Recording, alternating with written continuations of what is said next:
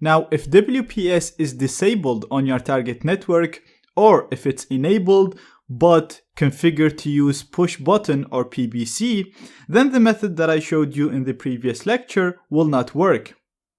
Therefore, you will have to go and crack the actual WPA or WPA2 encryption.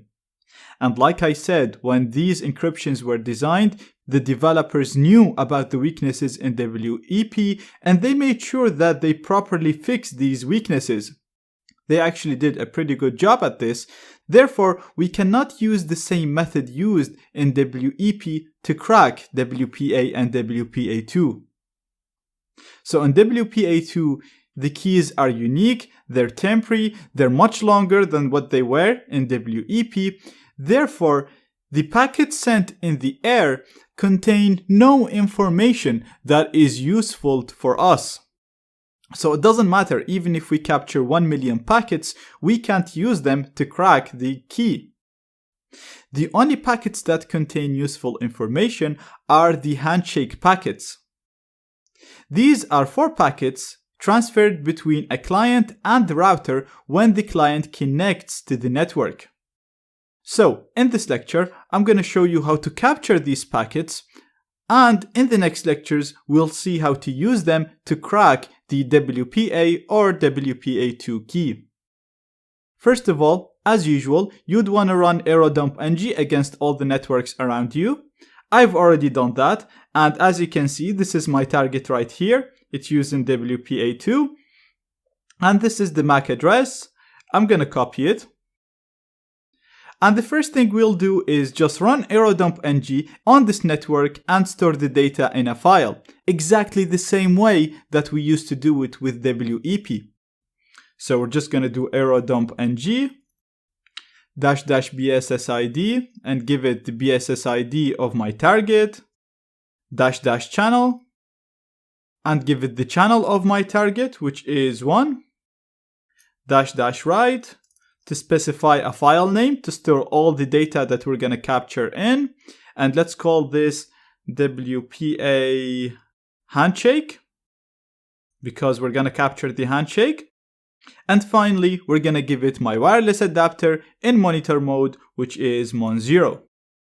So very simple command. We've done this multiple times by now. We're using aerodump-ng. We're giving it the MAC address of my target after the BSSID. I'm giving it --channel to specify the channel of my target. I'm using --write to store all the data in a file. This file will contain everything that we capture. So if we capture the handshake, it will be in this file. And finally, I'm giving it the name of my wireless adapter in monitor mode. So now I'm going to hit enter. And as you can see, aerodump-ng is working against my target network. And right now, all we have to do is literally sit down and wait for the handshake to be captured. Like I said, the handshake is sent when a client connects to the network. So we'll literally have to sit down and wait until a new client connects to the network. Once a new client connects, we will capture the handshake, and you will see in here aerodump telling us that the handshake has been captured. Alternatively, we can use something that we learned before, which is a deauthentication attack. We know using that attack, we can disconnect a client from the network. So we can do this for a very short period of time. We can disconnect this client from the network. He will automatically connect once we stop the attack. Therefore, when he automatically connects, the handshake will be sent in the air and we will be able to capture it. This way, we will not have to sit down and wait for someone to voluntarily connect to the network. So, we've seen how to do this before, and it's going to be exactly the same command as we did it before. We used areplay-ng, we did --deauth, then we specified a really large number of packets to keep the client disconnected for a long period of time. This time I'm going to set this to 4 to only send 4 deauthentication packets. This way, my client will be disconnected for a very short period of time. They won't even feel that they got disconnected, but this is enough for the handshake to be sent because they will be disconnected, they will automatically connect, and when they do that, we will capture the handshake. Now, the next argument we want to set is the MAC address of my target. So we're going to do -A followed by the MAC address of my target. Then we're going to do -C followed by the MAC address of the client that we want to disconnect. So it's this client right here. I'm going to copy, paste it here, and finally we're going to give it the name of my wireless adapter in monitor mode, which is Mon0. And we are done. Again, I've spent a full lecture on this command explaining what a deauthentication attack is, so if it's a bit confusing, please go back and revise that lecture.